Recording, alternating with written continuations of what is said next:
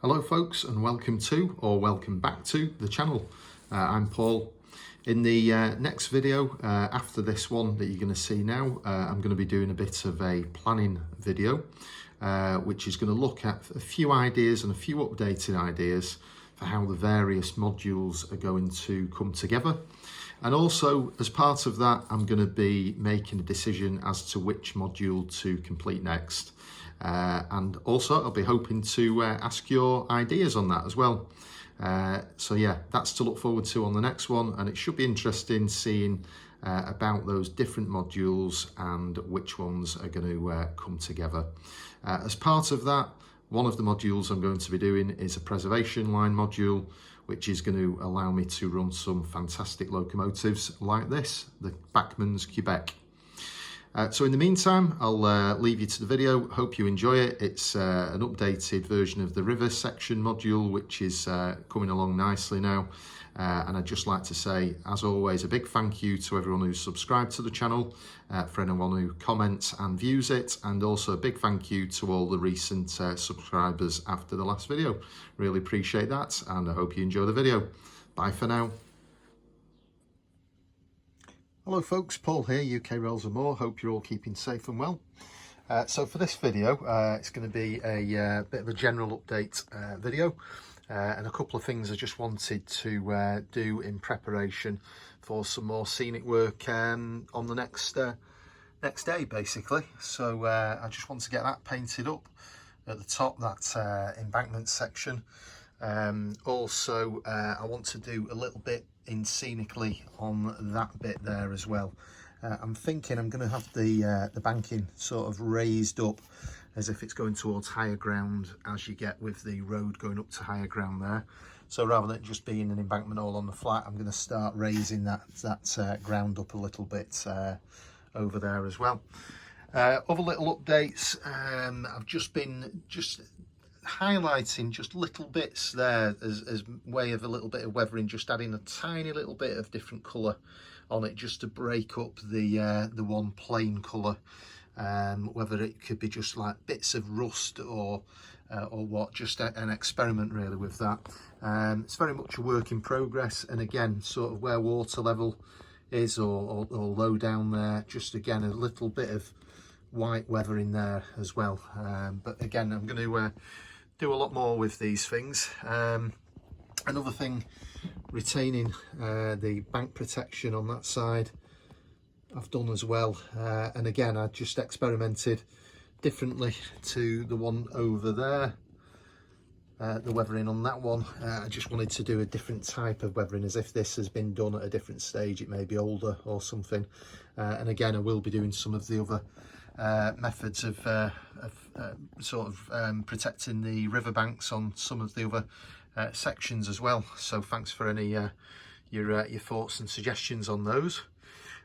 So those are the things that I want to do. Just a very little thing as well. I've just had a little bit of a mixing area over here where I'm just mixing my own colours from a few basic ones, and the ones I'm using are these ones, Wicks masonry paint, and it just seemed to be a good the sort of good colours really for what I wanted to do with this. So yeah, and plenty of it for the model. But yeah, I'll get on with that work. So it's over there, just building that up a bit and then getting that painted as well in preparation for more scenics.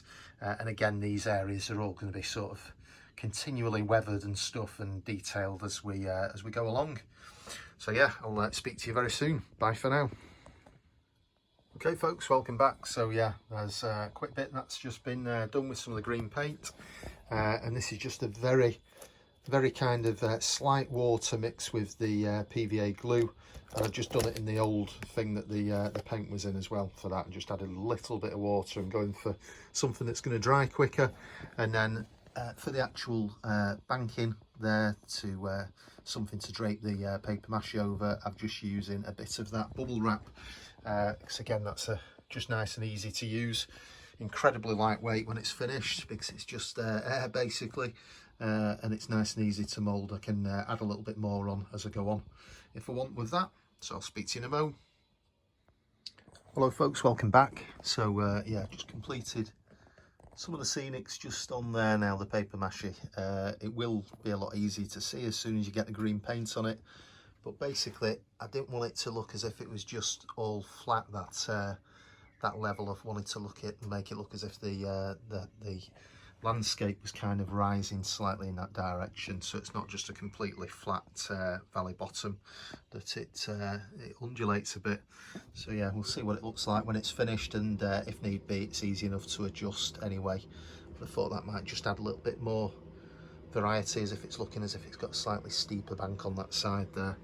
Another thing I need to just think about is starting to get some of these structures for the actual bridge work here. So I'm thinking kind of stone base around this area, and then obviously there'll be the bit that that would sit on. But here I'm going to put some similar to really some of the ones I filmed on the bridges of Buxton inspiration video, which I'll leave a link to at the end of this one for anyone who's interested. And then basically something similar where you've got that metal structure. I bought some of this paint. It's subtly green, I think it is. There we go.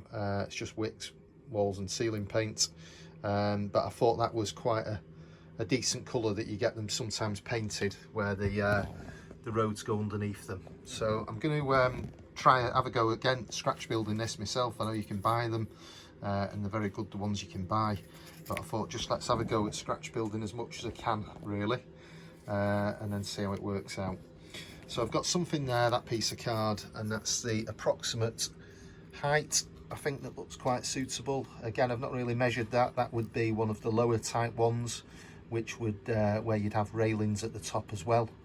But there's so many different varieties of these and different types. But yeah, you can actually work out the exact specification for different ones. But yeah, I thought that would look quite good. And what I'm going to do is paint that one first of all, and then it will be a case of building the structure. So they'll have the metal pieces underneath and above, and then a few adjoining pieces here, and possibly a kind of a low bridge sign. Again, you can work out. There's that really useful document I found on the internet that basically gives you the various different heights and everything that they need to be, and how high a clearance a road bridge is before it needs you know, a low bridge warning and things like that. So yeah, I'll carry on with that, and I'll bring you back in a bit. Bye for now.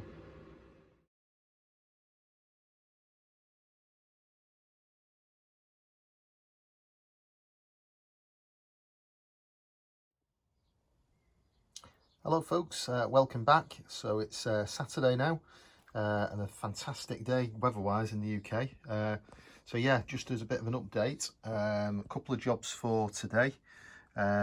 Is the viaduct. I've just started doing some detailing with that, and fitted the health and safety people weren't too happy with the old one, so we're looking at some railings now.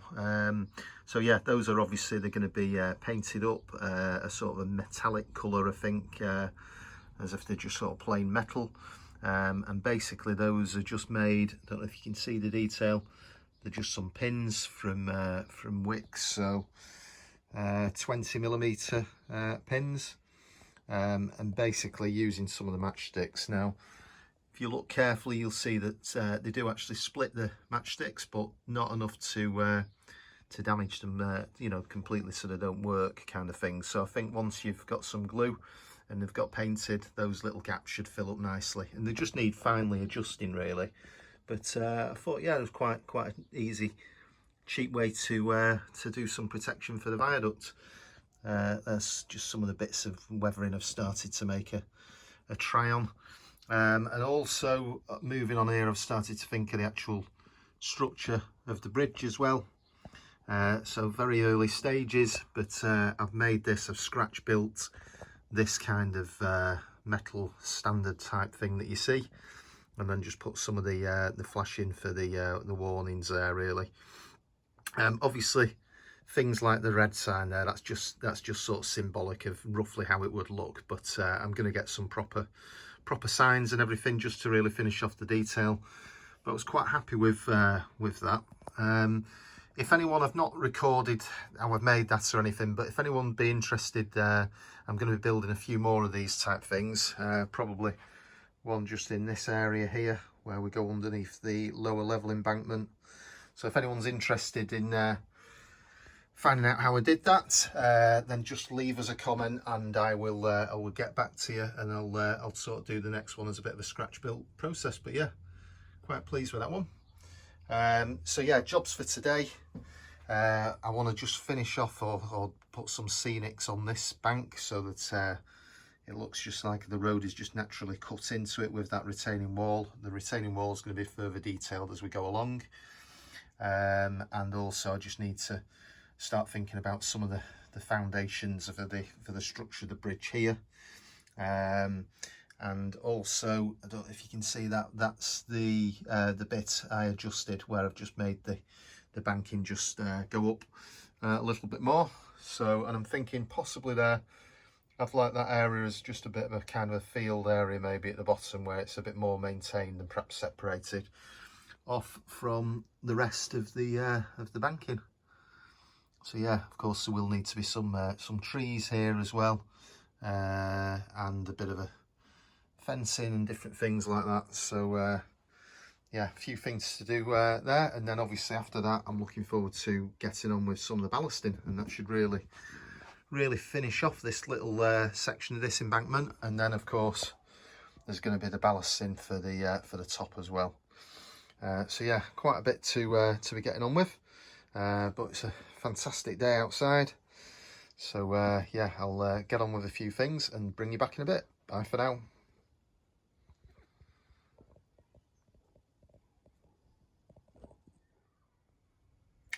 Okay, so that's the railings pretty much done along the bridge. I've just got one more for the end there, and I'm just going to realign them all basically, just so that they sort of sit a bit better, and they should all fit nicely then. And then what I'll be doing is painting them, taking them off, painting them all, and that should fill in any little gaps and imperfections. Typical fashion, I've got all the way to the end of them, right till sort of the last one, when I realised that a much better way to do it is, rather than trying to pin them individually, you can see what I do there, just put the two on top of each other and then just drive the pin through there, get it central, and then all I've been doing is just using the end of that brush to just kind of apply pressure, and the pin just easily slides through the two of them. But what you do get when you just do them stacking two on top like this is you get a much sort of truer one, because it's gone through them both aligned, rather than trying to do them separately where you can get little bits of imperfections. So yeah, quite pleased with those really. I think when they're painted they should look the business really. So yeah, I'll carry on, bring you back in a bit. Bye for now. Okay folks, so those are all mixed to colour now, just a sort of metal looking colour, just with a bit of black and grey, and I wanted something that was just going to contrast with the colour of that. I don't know if you can see, so it looks more like a kind of a metal type railing. So that's done, and then also I've just been just giving a base coat to those pavements whilst I've got that mix with the same, just use up that bit of paint, and then those can be weathered and darkened in places as I see fit really. So yeah, I'll carry on and bring you back in a bit. Okay, so welcome back. Yeah, just been busy with the painted railings there, so you can see there's a bit of difference in colour. And then I've also just applied some silicone sealer just to the very end of it as well, just to kind of fill that in. It's giving it sort of ever so slightly shiny appearance. So yeah, just a bit of additional detail really. But yeah, generally I think they look okay, those. I've just mixed a little bit of the darker paint into a wash and just mixing it, and then basically I'm going to just use that to weather certain areas of it, just a slightly darker, just so we get a slightly different bit of contrast. So I'll crack on with that and bring you back in a bit. Bye for now.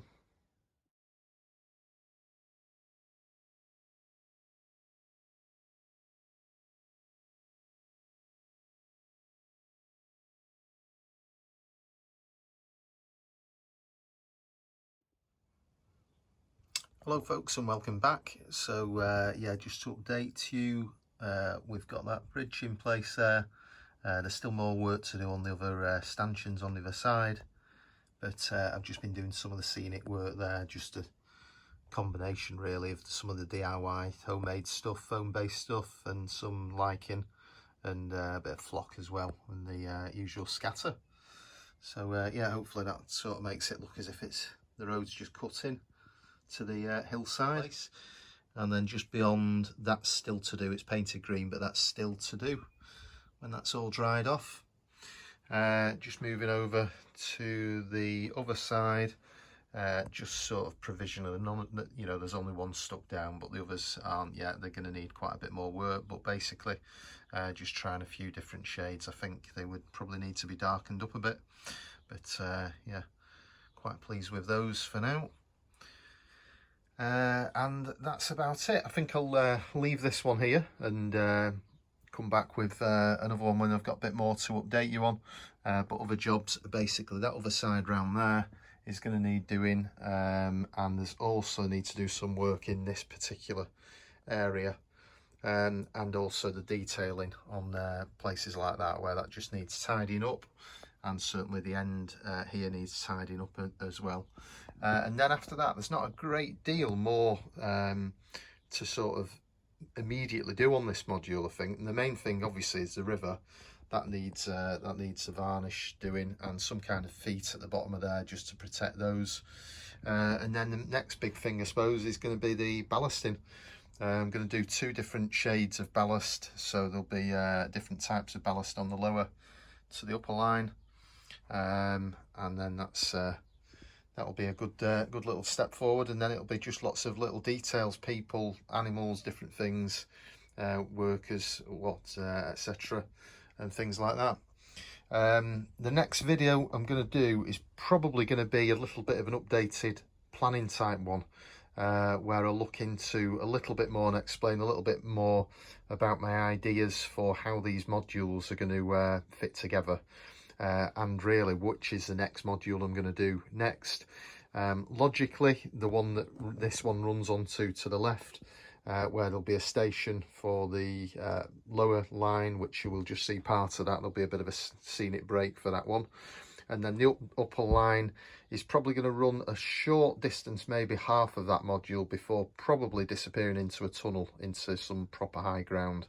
And then that would be off to the Peak Forest area then for that one. The next other module I'm thinking of doing after that one is probably going to be the Monsaldale Millersdale line, but yeah, I'll talk a bit more about the planning for that one on the next one, because I've got a few interesting ideas I think you may find interesting with that one. So yeah, I'll leave this one for now. As always, thanks very much to everyone who's subscribed, and of course all of the long-term ticket holders. That's really appreciated, and thanks to everyone who comments and in any case just watches the videos. I'm glad you enjoy them. So yeah, good luck with your own layouts, and I will speak to you very soon. Bye for now.